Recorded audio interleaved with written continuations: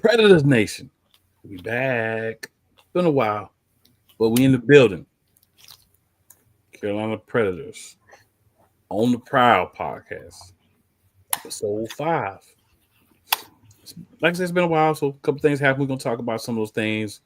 We're gonna get into a little meat and potatoes from the game this past weekend against the Georgia Indians. It's gonna be fun, it's gonna be interesting. But we're gonna catch you up to where things are at right now and what we're looking at moving forward. That being said, it's time to get our panelists on tonight and dig into it.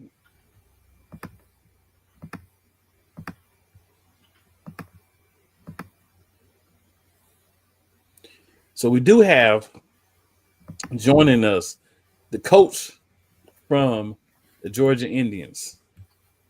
Coach Holmes is in the building with us. What's going on, Coach? It's going good, going good, going good. Glad to be on the show again. Yes, sir. Absolutely. And of course, we got the head coach from the Predators, Coach Wood, in the building. Hey, good evening, everyone. Thanks for having me on again. Absolutely. And then I do believe we have Coach Bird hiding in the metaverse, but listening to us. He's somewhere around here. Yeah, he's somewhere around the parts. So, Coach Wood, been a couple of weeks. Had the Mississippi game, a couple of other games, of course, one against the Georgia Indians. So, let's catch the good people up real quick here. Week 1 against the Wolfpack. Things, tight game, did not quite end the way the Predators would have liked for it to end, for sure. So, No. Coach Wood, thoughts on week 1, kind of what you thought could have went a little better, maybe some things could have been handled a little differently. Oh well, yeah. Week 1 with Mississippi, with Mississippi Wolfpack, it was a great defensive battle, just all the way around. Mm-hmm. Salute, I got to I got to take my hat off. I don't have a hat on, but hey, salute the Wolfpack. Them traveling, God, I forgot how many hours they traveled. Down to Wake Forest for that game, and it just defensively, it was just a big defensive matchup. Uh, Mm-hmm. Offensively, our offense, we were able to move the ball, but we made some serious mental errors where we could have, the opportunities was, the score was there. We just didn't capitalize on it. So, and it was game, and with it being first game of the season, you expect mistakes to be happening, mental errors and things like that, because you always just been practicing it against each other, all this time. And now you're actually getting the real fire, getting in the fire during the first game jitters and everything. So it's just, overall, we just missed opportunities in that game. Yeah. I had the good fortune to be able to be a part of that one, and it was a very good matchup. Definitely agree. I think for me, just watching, the biggest difference was the Wolfpack were able to kind of establish the run a little bit Mm-hmm. and use that a couple of times in some key situations. And, like you said, first week for you guys, so kind of getting all the kinks out and the wrinkles and all that good stuff. So, hey, don't always win them all. Coach Bird, we got you in the building. Your thoughts on week 1 against the Wolfpack, sir? Great game. Very, very tough game. The boys came out there to play ball. Couldn't ask no more than that. We had a lot of mental errors on offense that stopped us from doing a lot of things. So, like I said, that game really came down to me as an OC, getting my guys in a situation where they need to be to make plays and have my guys make the plays that need to be made at the time. So it was a learning experience for a lot of guys because a lot of the guys' first time ever being in between on walls. Mm-hmm. And they found out real quick that them walls still undefeated. So, That is very true. like I said, I can't take nothing back from that. So, like I say, being the first game for the guys, they did good. We know we had a lot of room to improve, and that's what we're working on as we speak over the next 2 weeks. So, Definitely dig that as well. Definitely but dig defense that. did an outstanding job. They had 4 goal line stops. They put us in great field position multiple times. Like I said, I just failed to capitalize on it. So that comes back to me as the OC. I gotta do my job better. Yeah, and then execution can also always be a piece as well. Just guys like you said, first time out there, getting the jitters, kind of getting some of that stuff off of you, and getting the game on your belt, learning experience, get a chance to kind of develop a little bit. So then, of course, Yes, sir. after that game, week 2, we had the early bye in week 3. So you got a chance to get some more practice in, kind of try to correct some of those issues from week 1, and kind of get ready to move forward the game. Week 4, then we had the game against the River Gators. That was a 12-8 game, so another close game for the Predators. Let's go with you again, Coach Bird, first. Your thoughts on that week 4 game against the River Gators and kind of how that played out the way that it did. First road test of the season, and it had to be for some anywhere from 5.5 to 10, 11 hours. Um, went down there. We missed some key ball players, um, but we still play ball. Had a couple guys running late on the highway. Got there by halftime. Like I said, it's still no excuse because we was winning. I think we was winning pretty much most of that game. And like I say, defense once again, excellent job. Put us in great field position. Great stops. We just didn't capitalize. So, like I said, it all comes down to execution. Execution, execution, execution. So, whereas not executing like we should have, we kept that game a lot closer than it needed to be. Then we did the number one rule that all teams say don't do. You never leave the game in the black and white's hands, and that's what we did. So we just gotta learn how to put our foot on the gas and keep it. Can't ask too much from the defense. Them 2 games, like they did what they needed to do for us to win. As offense, we just didn't capitalize on it. All right. Coach Wood, I see you nodding your head. What would you like to add to that, sir? Oh yeah. What he said is true. The guy, offense. We had opportunities. There was plenty of opportunities where we could have made plays. Our guys could have made plays, but just did not take advantage of that opportunity. Um, from the players' standpoint, defense. Again, defense. They put stellar performance. I believe they had they caused 3 turnovers. And we but one thing I would say that I did like about what the biggest takeaway out of this game was I saw the character of our team.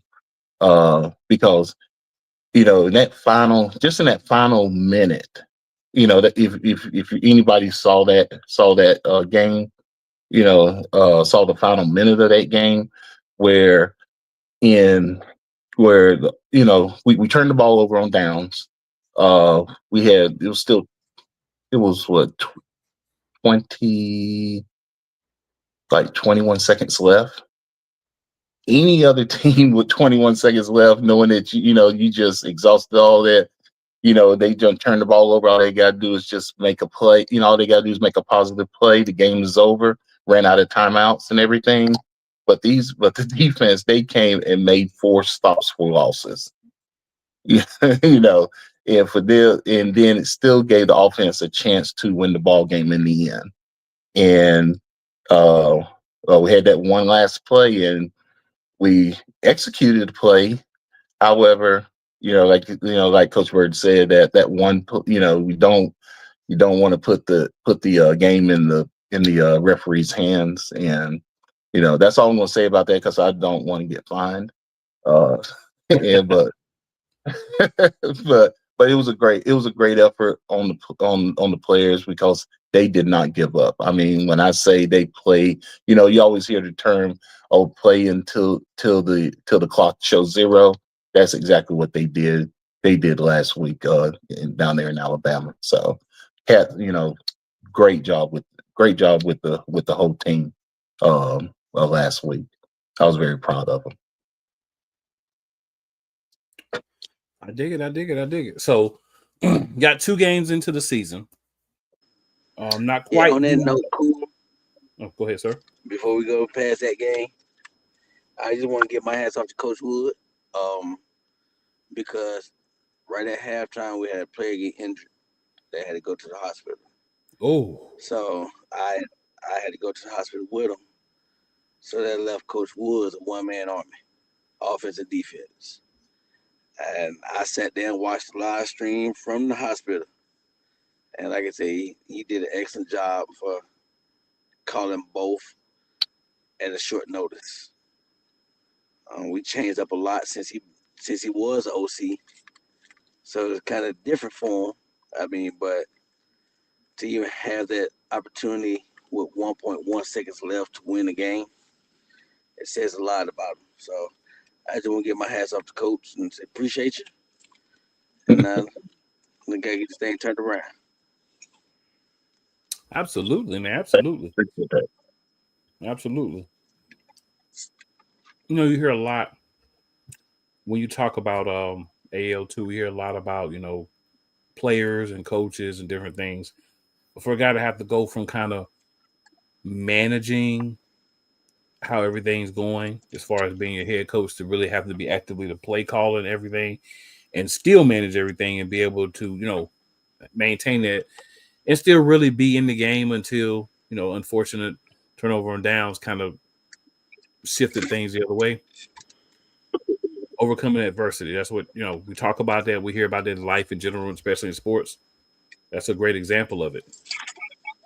So, shout out to Coach Wood for that. And shout out to the guys for responding, right? Because the players are out there. They're hearing a different voice now. But they still responded and, made things happen. And shout out. That's what we're here for. Yeah, it was definitely weird, I tell you, because I was. It was a funny moment. I was, play had happened, and I'm on the headset, like, trying to talk to the coach, and that's when I realized, oh, he's not here. It's just me. So I'm just talking to myself. but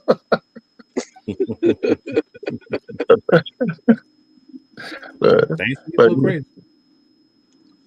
but it was an experience. It was a good experience. I dig it, man. I dig it. So yeah, we had game 1, had the break, had game 2.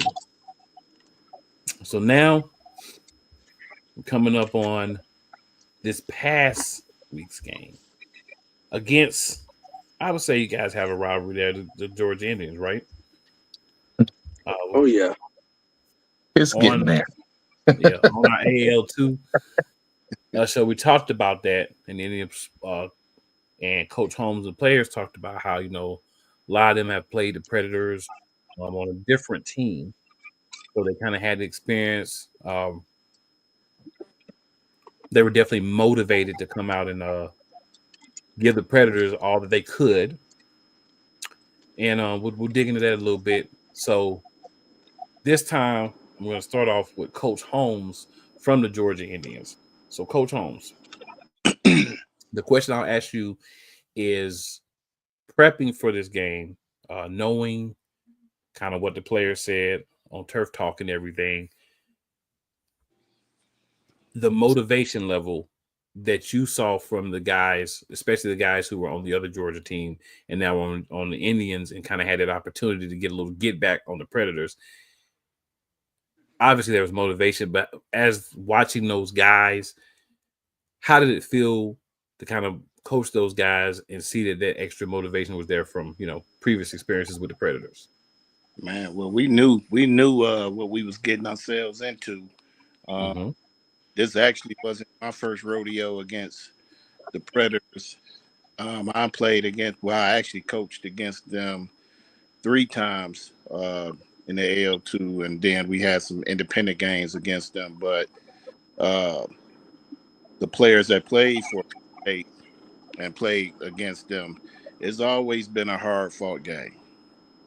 Always been it's that rivalry was there, So just seeing them guys prepare all week, in our group calls, and and especially when they lost the last game, actually lost the last game to the Predators. It was they threw a pass and one of the players caught it in the end zone with no time on the clock. So they was, took that they took that very personal because that right there caused us to travel all the way to Texas.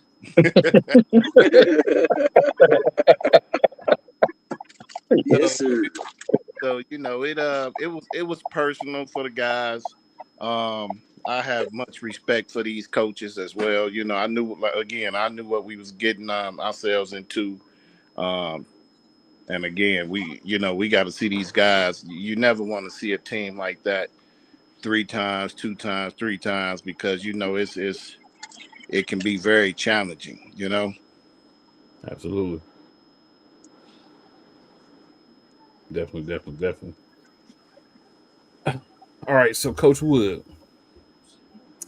leading into this game, tough game against River Gators. Now we're walking into this game.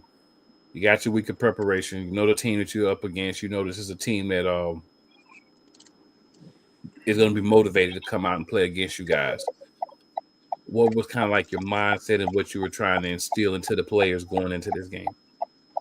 Uh, it was just getting these guys mentally prepared. They knew the history. A lot of the guys knew about the history. We did have some guys that had that was on the team last year, but the newer guys, they didn't know about it, but they heard the stories. So it was just we just try to get them to just stay focused on the task at hand. It's just going out and executing uh, what they supposed to be doing uh, going into the game. Understand their responsibility, what they're accountable for, and everything else will fall in place. So that's how we pretty much prepared those guys for this week's for this week's game. I dig it. Coach Bird, same question for you, sir. 1 second, fellas. No worries.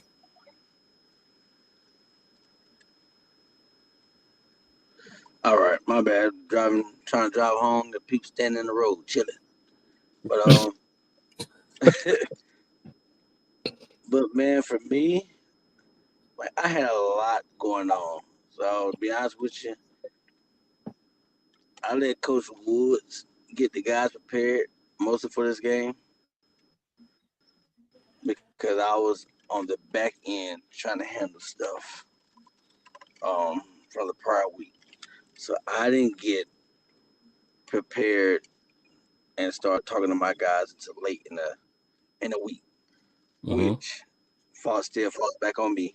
Um, but what really got me prepared was your episode of Turf Talk.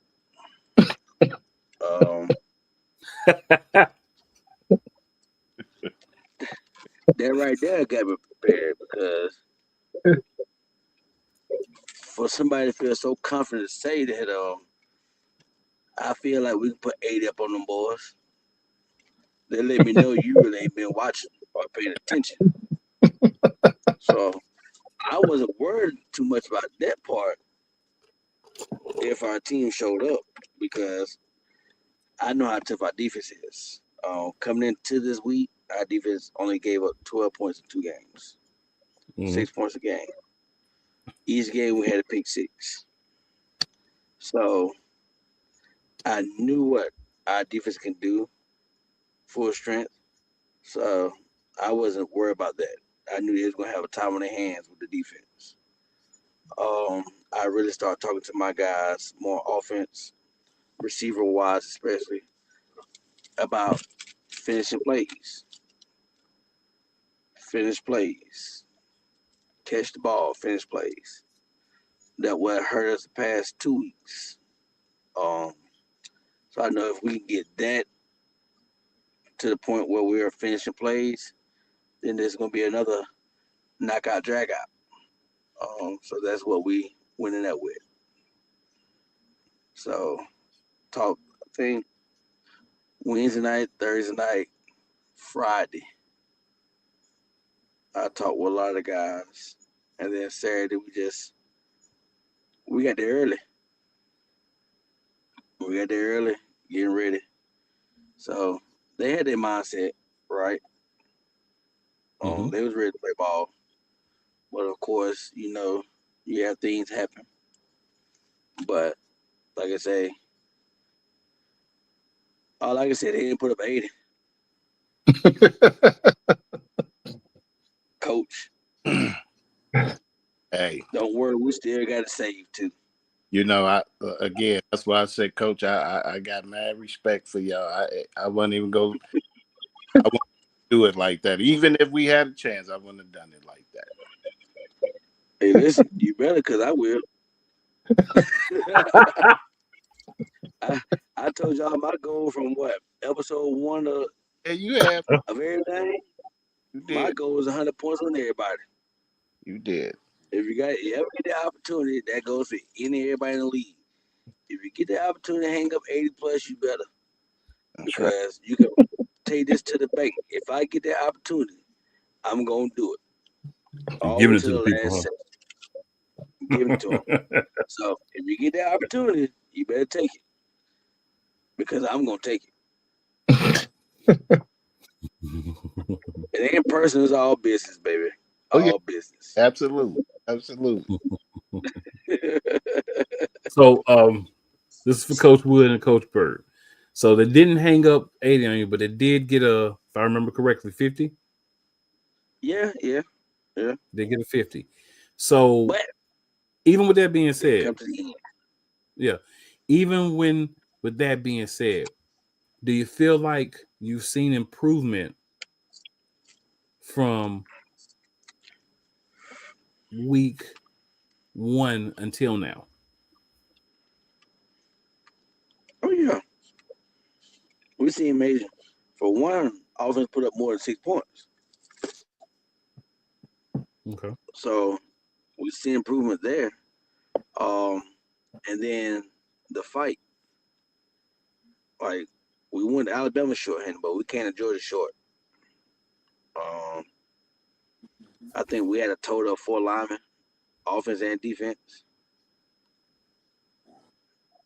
So for them guys to put in that work and battle it out into the end. Like I said, it was Coach, 22-7 halftime. Mm-hmm.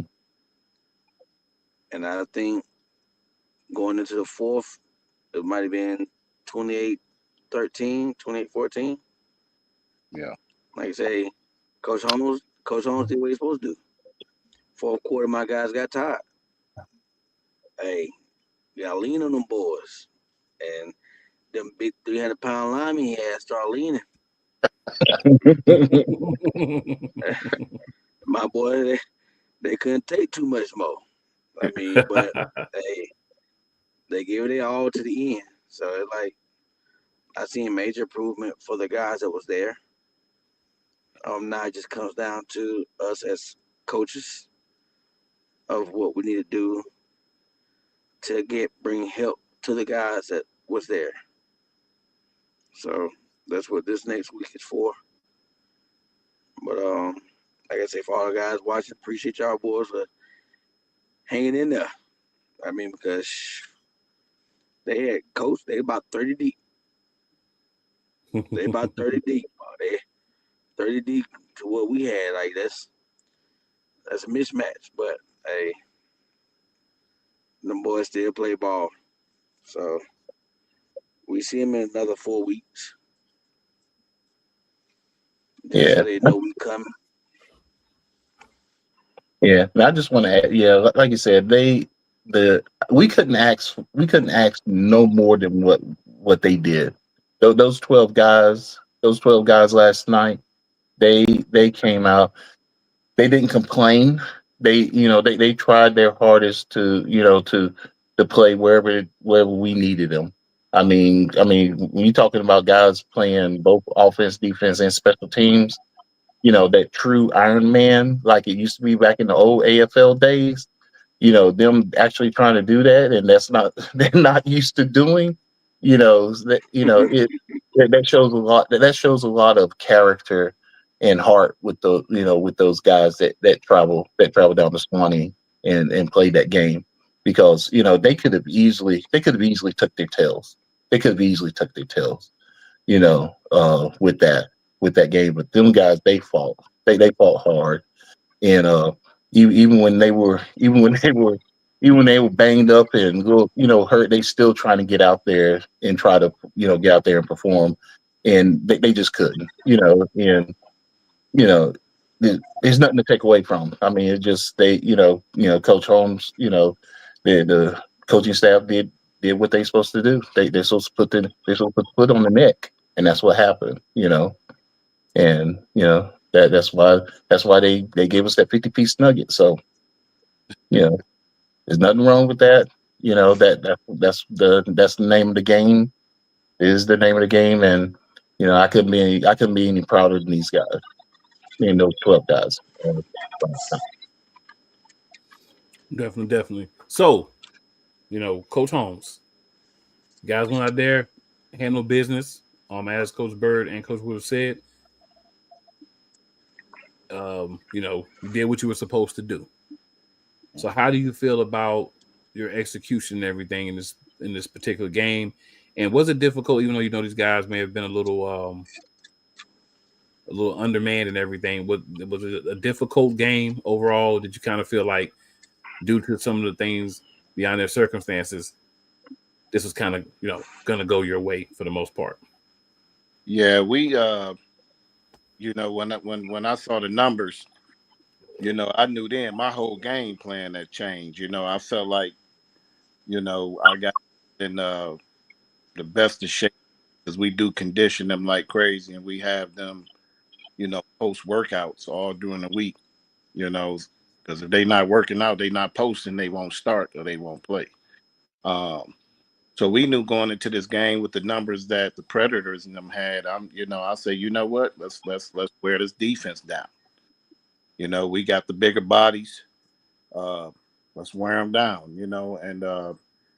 And we was running. One thing I can say, them boys was coming up hitting. He got some ballers over there, because them boys is. I know one of my running backs. He felt it. He was telling him, I had to cool him down, calm him down a little bit. But boys, they were hitting. But again, you got to stick to that game plan. I knew if we continue on running, that we was go wear them down, because they were going both ways. And it's hard right now. Arena is different than when I played. We had to go both ways. So Mm-hmm. now these guys are spoiled. They can play one position the whole game and be all right. But them guys are Predators. My hats go off to them too, because they did And I think it was more of a pride. They was playing for pride, They did put up 19 points, and that wasn't like a fluke. Right. They did some things that we as coaches have to look at ourselves like, okay, we're gonna have to do this. We're gonna make some adjustments, because they did some things that that caught us off guard. But it's kind of some things, man. Again, me as a coach, I'm very humble. I'm a humble person. I had to learn that growing up, being humble. I have respect for great organizations. I just, the players in them, they wanted to put up. They was on me on the sideline. Coach, let's go in the air. Let's go in there. They got to understand, coach. Sometimes we have to work on other things. The piece may come one day, but right now, work on some things to get ready for our opponent for next week or the week after. Right. Got a dog fight coming up here in 2 weeks. Yeah, I definitely feel that. And what I enjoy a lot about covering this league and Predators as well is there's a lot of among the teams, among the divisions, camaraderie, and then there's a lot of while we may be down now, we don't anticipate staying down. So get us while you can. Mm-hmm. Right. And I feel like the Predators are kind of in that mindset, like, look, we can get everything together and show you the whole Predators team. It may or may not be a win that week, but we feel like we can stick into the game. We feel like we can play you to the end and we're going to come down to the end. And that's kind of tough because there's always things that happen, right? There's guys that can't play for whatever reason. This is AL2 football, guys. This is like minor league baseball for football, right? So you've got guys that have other things happen and they can't make it every week. You've got to travel. A lot of things have to happen, especially when games are out of town. And that can be difficult and can be tricky for guys to be able to, navigate that every week. Then you have things come up in family life and other things that you may not expect. But the good thing about AAL2 is it gives these guys a platform, an opportunity, somewhere they can go and play, somewhere that you can see them. And while teams may not be playing at their best, you get an opportunity to see individual guys, right? You get an opportunity to see what this guy does as a pass rusher, what this guy does as a cover corner, what this guy does here, what this guy does there in different positions. So it gives you an opportunity to see a lot. It gives you an opportunity to understand a lot, and it gives you an opportunity to see guys come up. And it's more about the team because guys can move. And, for people who may be seeing, and this is your first experience or your first time watching and hearing about AL2 football, this is somewhere where things can change rather quickly. If you're one of the better teams, excuse me, guys. If you're one of the better teams, you may not have your guys long. Because the leagues might come calling and say, hey, we see you got this great wide receiver. We're in need of a wide receiver. We want to work him out. We want to bring him in. That's the goal. So while you want to be competitive, the ultimate goal is to get guys moved up to a higher level. Mm-hmm. You're balancing. You're balancing how good you're playing, the guys that may be close to or at that next level, getting them opportunity to show what they can do, as well as developing the other guys and continue to develop the guys that are coming along but still have, challenges. So there's a lot that goes into this. So when you see teams put up big numbers, excuse me, when you see teams continually to get better and increase their opportunities, understand that this is a long game that they're playing, right? There's a long game because you're attempting to develop guys while you get guys ready for different levels. And the guys that you have, guys that have shown you in practice and games and everything else that, hey, they get a shot at the next level, they're going to take advantage of it. So just something for people to think about when you're looking at AL2 sports. Got a little drop throat over here, guys. So to go off to the side a little bit for Coach Bird, Coach Wood, We heard about what happened with the Cobras. We know that you guys had kind of forged a nice partnership with the Cobras. Do you feel like them kind of shut it down for the season will have any effect on you guys for the remainder of the season? Or do you just, hey, maybe opportunities, guys that could have moved there or whatever, they just may not be there now? Okay, that's a good question. I still feel that it's unfortunate that what has happened with the Carolina Cobras organization and everything, and I'm confident they will get things figured out there on their end, and and be back. Um, even though that did kind of that was a path for for some of these ball players, but it's not the only path. They because there are other teams and leagues that are have their eyes on our players, not only our players but anybody we play. Because there's a lot of eyes. There's a lot of eyes on this league period, because everybody knows what the mission of the AL2 is. Like you just mentioned about this is a developmental mechanism to help these guys move on. So that way they can be seen, get their talent, see their talents, and then they move on. So it's not, it's just yes, we had that good, we have a great partnership, and I think we will have it. We will continue to have that once they get everything situated.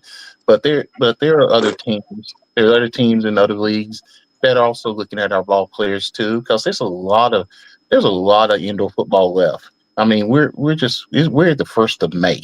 Oh yeah, May the 4th be with y'all. Um, yeah, so, so there's a lot of football left. The Arena League getting ready to get started real soon. Still a lot going on in the IFL. Still a lot of things going on in the AF1 and the NAL. So that you know teams roster change weekly. So if they are looking for talent, first thing they're going to look is here. Not just going to look at the AL2 in a whole and find those ball players.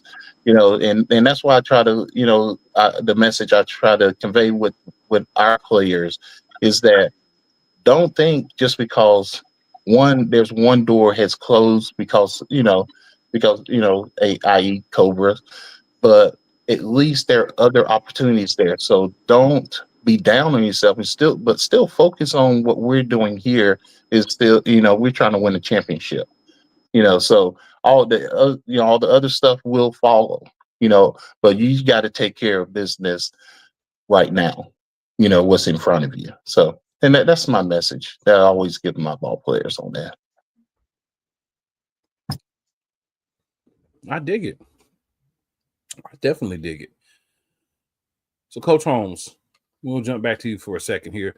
So, looking at the outcome of the game, we did mention that a lot happened kind of as the guys got worn down at the end of the game. When you're looking at the Predators on the offensive side of the ball, if you had to name a player that you feel like would have been their player of the game, who would that be? Now, you saying the player of the game on their offense? Yeah, on their offense. Yes, sir. I would say number 4, their quarterback. Okay. I would say when they put him in the game, you saw a little spark in their offense. We saw some spark in their offense when he was in the game. He brought a little excitement, and he did some things that because we like I say, we was focused on the other quarterback, number 1. Mm-hmm. That's who we've been watching. We was more focused on him. So when they put number 4 in the game, it was a little bit okay. Where he come from? We ain't know he can do this or do that. So, but he by far, to me, he probably was the best. He'd be my uh, pick for the best player on that offense. Coach Bird, Coach Wood, do you guys agree with Coach Holmes' sentiment, or would you say someone else for offense?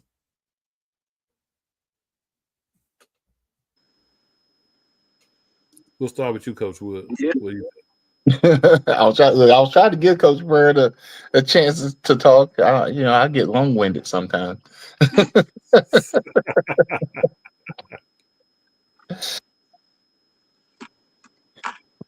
But ahead, Coach. I mean, I agree. I agree. Mon, he actually came. He came in. He came in. He did. He was able to create a lot of things. Even though he was a little rested. But he did create a spark. He did create a spark on the offense. So yeah, I agree on that. Coach Bird. Yeah. Nah, I agree. Matter of fact, me and Coach Holmes talked about this earlier today. Yeah, he came in. He was a little firecracker. Like I said, they're not seeing Ricky for the past 2 weeks on film. Um, so they know Ricky. He'll run if he have to, but that's not his first choice. He's a type that's gonna try to stand in the pocket. Um, mine's a little. He's a little slash, little Cordell Stewart. Um, so he don't mind getting up, but he did learn how to slide. So probably him on that one. Yeah. he, he put that to work. But Yeah. yeah, I had to give it to him also. Okay. So, Coach Bird, we'll stick with you first. The opposite. For the Indians, who would you say would be their offensive player of the game? It'd be their quarterback PJ. Okay. It'd be PJ because PJ made plays happen when he didn't have plays. Um, That is important. defense got him. Defense got him in 3rd and 20, 3rd and 25. PJ made a way to get a first down with his legs. PJ threw a sidearm touchdown right before he got hit, and it was dead bullseye. So PJ controlled that offense. PJ controlled the game. Um, so I would have to give it to PJ on that one. You agree, Coach Wood? Yeah, I concur. I mean, he used his legs. Um, he uh he did extend the play with his legs. Not only that, even the times he was in the pocket, he did make some touch passes that were that was really good, especially that one in the corner. Mm-hmm. In the fourth, I think it was late in the fourth quarter. I think it might have been the last touch. Might have been the final touchdown he had where he threw that ball up, and boy, that receiver, I couldn't see what number it was, but he got up They know J-Man. always called them frisbee catching dogs, and that's exactly what he did. He went up and got that thing. So that was very impressive. Coach Holmes, what say you first? Yeah, I would say PJ. And what's crazy, PJ was sick. He was very mentally not even in it. No, and he didn't tell us this until almost the end of the third quarter, going to the fourth quarter. I'm like, okay, what are you doing? You taking these hits? You're not sliding. Slide like their quarterback. Come on now. Uh, you know, and I told him, I said, you see how he's sliding? That's what we want you to do. You can't run everybody over. Not in this league. Not on that defense. But like the coaches said, he made some big plays that he's been doing it all season. He got a chip on his shoulder from last year. Being in the AL too. He started 3 games last year. but he didn't. He didn't win that title against the Willie Miners last year. He had a decent game, but he got a chip on his shoulder. He felt like he owed his league something. He's got something to prove, and he's been PJ's been PJ. He's been doing this thing. I'm just glad we.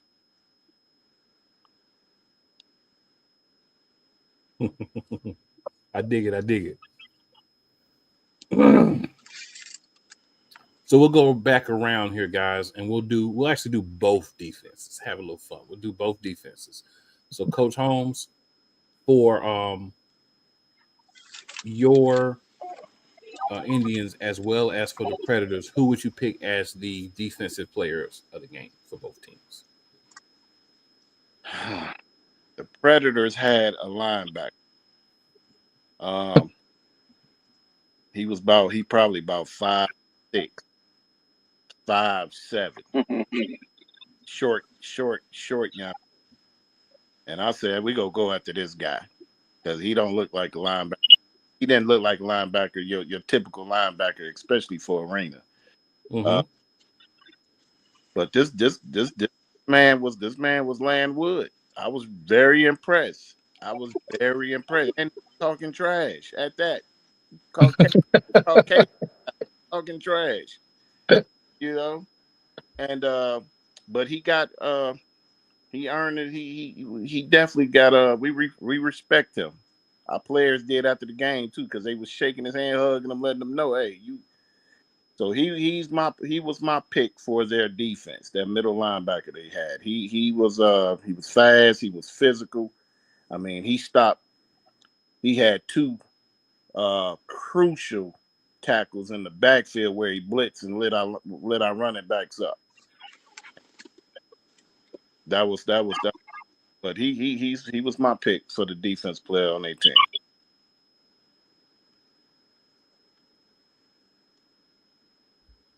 And for you guys, who would you pick as your defensive player of the game? I would go with Jonathan, also the linebacker.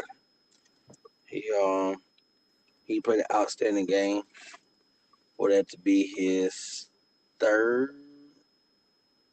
fourth. He played the preseason game against Peach State. So his fourth ever indoor game. At outdoor, he actually plays the end. So it was kind of a position change for him. But he's a type that if he don't understand, he don't know, he's going to ask questions. So that lets you know he's a student of the game. He wants to learn the game. So, I mean, you can't ask for much more than that. And he went out there and he left it all on the line. Short-handed and all, he didn't care. He was going 120 miles per hour, and the 50 miles per hour was on. So, like I say, I know he's sore right now. I know he's so. But, yeah, Johnson, he'd be my defense MVP. Yeah. Yeah. I mean, Jonathan, like you said, what I love about Jonathan is he will, if he doesn't know, he's going to ask. He take everything in about his position. He remembers everything that we tell him to do, and it's almost close to another coach on the field, because we want to make sure that not only he gets in the right spot, he's going to make sure the other players too make sure they're in the right spots, and then once he had a pure understanding of it, especially during camp. He was, at first he was a little struggling with it at first because of the transition, putting his hands on the ground to, standing up now, and then learning the rules. Once he got comfortable with it, he started playing football like he always do, like you said, 100 miles per hour, and which is very impressive. He always loved a challenge. He always thought about. He said, "I'm going to hit somebody. I want to hit somebody," and that's exactly what he does. And you can't ask no more than that. from a ball player. So yeah, my hats off to John. He's really been our defensive MVP. He's our version of Bobby Boucher. Yeah, because I tell you right now, some of these leagues, the upper leagues, y'all better keep an eye on this guy. I think he's getting there. He's getting there. He might be a real asset. Love it. All right, so we'll go the other way for the Indians. We'll start with you, Coach Wood. Who would you say was their defensive MVP? Ooh, good question. Good question. Coach Bird, help me on this one. Too many options to choose from. It's too many options. So they all played well. They all played well, but it's the linebacker Andre. For that defensive click he made sure they was in the right place.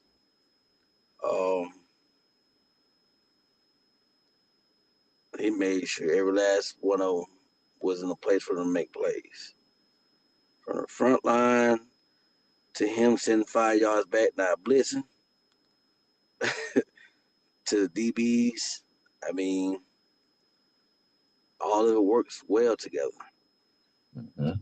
So he's a facilitator, but to me, if I had to give out an MVP award, I just had to give it to the whole defense. Like they played. You just can't pick one. Yeah. Because I couldn't just pick one. Like from DBs to up front, it was like they made me work with my play calls to try to figure out which one I want to attack or not attack. So, like I said, they all played great ball. They all complimented each other last night.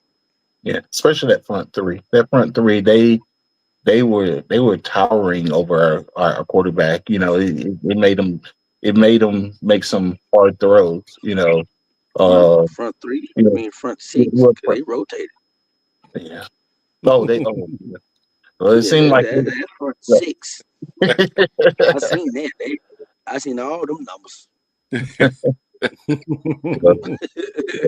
Yeah, they was nice and fresh. They had them fresh legs coming in, boy, and they took every opportunity they could with us. So, yeah. So the front six, then, as he say. I feel that. Coach Holmes, what's your thoughts, sir? My player of the game was on defense was Elijah Tony, the number 25 defensive end for us.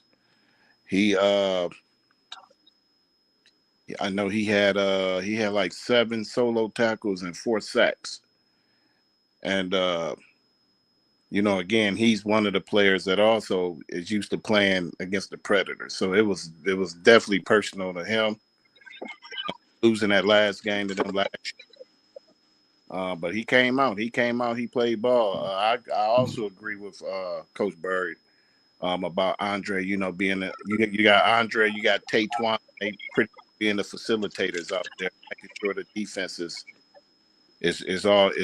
just being in the positions that they need to be in at certain times. So. But yeah, other than that, Elijah had a dog fight. He had a great game last night. I was definitely proud of him. It was time for him to have one of them games, because again, he's a vet. He was with Columbus Lions also. He got released, so of course he got a lot of he got a chip on his shoulder. He feel like he got something to prove to get back to that level. So yeah, he'll be my pick.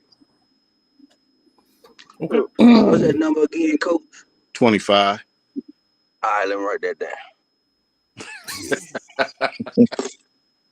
Write that down. All right, Elijah, I got you.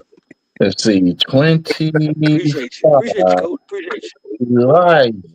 25. Yeah. 20. Set up. I see you set up. Okay. Hey, but you know what? Set up.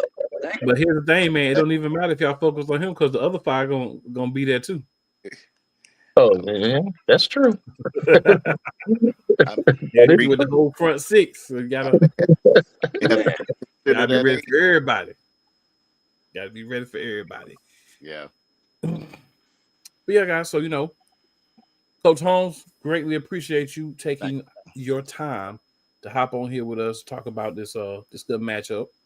Oh, yeah. Predators obviously didn't end this game the way that they would have hoped to, but you can always take some positives when guys are playing hard and giving you everything that they have.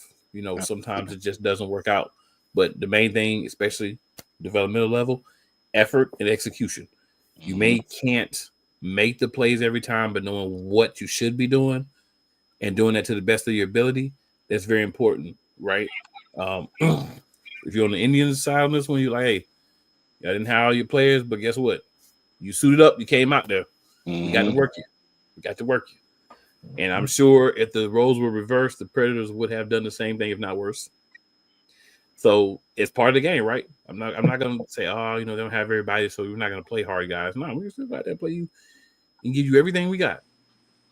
So it's good for all the players to have this. It's good for the guys to say, okay, we don't have everybody, but we still got to go out here and play. We still got to execute. We got to understand how much better we need to be. So if this happens again, we're ready for it.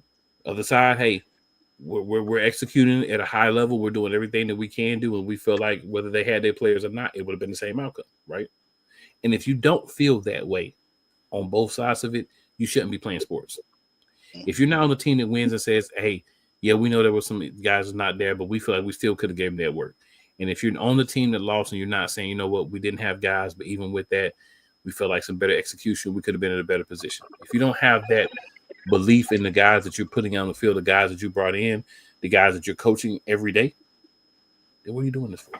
If you're the players, if you don't believe you still have a shot, what are you doing this for? That's right. This is a love level. This is not we getting big bucks level. This is we trying to get to that level, but we love the game enough that we're going to put our blood, sweat, and tears out there and try to give ourselves opportunities. And shout out to these three men here because they're part of a fraternity of guys who want to help these young men get those opportunities. And everybody doesn't want that for their players. No matter what type of league you're in, everybody doesn't want to have the potential to go from one of the better teams, if they are, to possibly falling back to the pack because certain guys are leaving. Everybody doesn't want to go to, we're hanging on, we're still all right. We just need to execute better till we're losing guys, and now we are struggling more.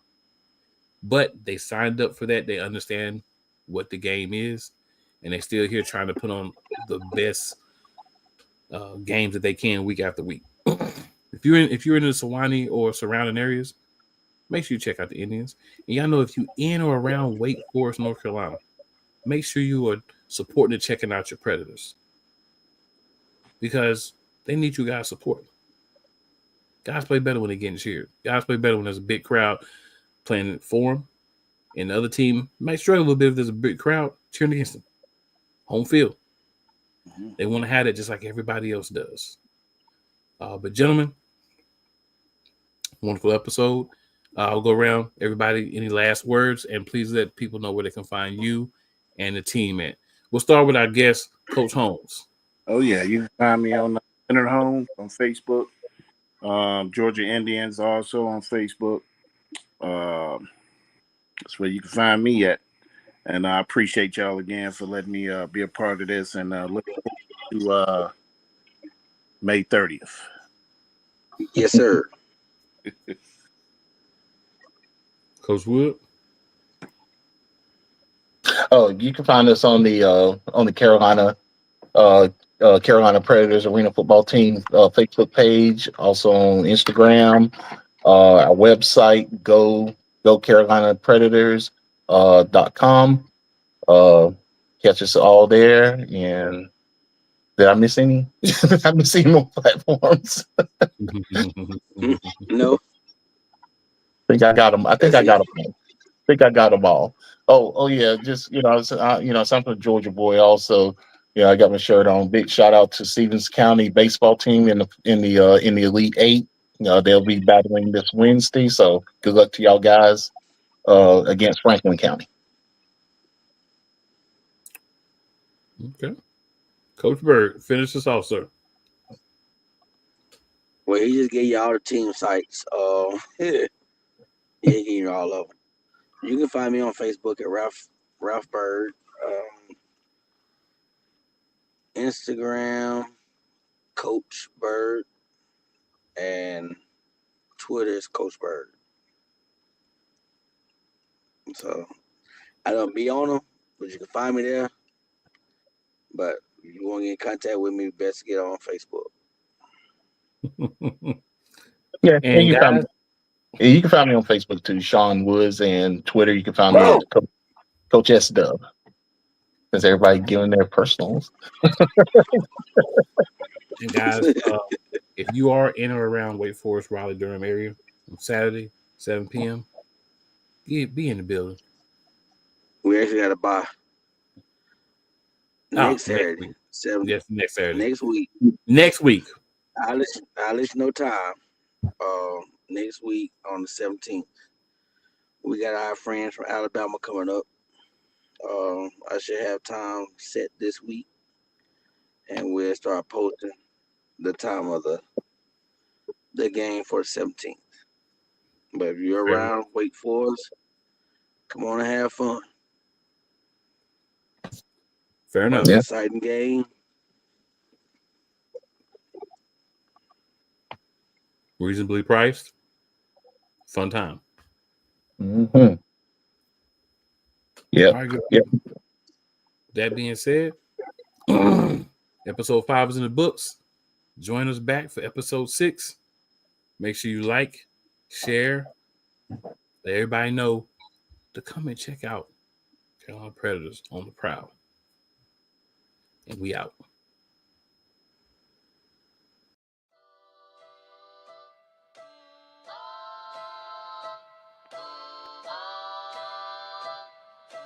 Retro.